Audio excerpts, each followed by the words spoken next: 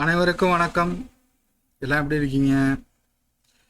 இன்னைக்கு profit loss என்ன அப்படின்னா, இன்னைக்கு ப்ராஃபிட்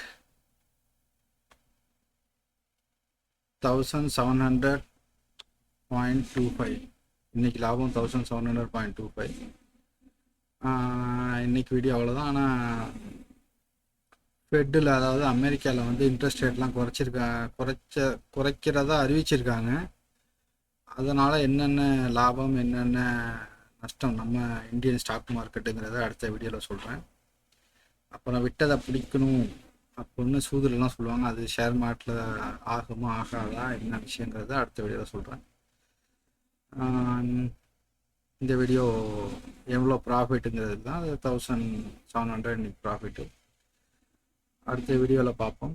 நன்றி, வணக்கம், தேங்க்ஸ்.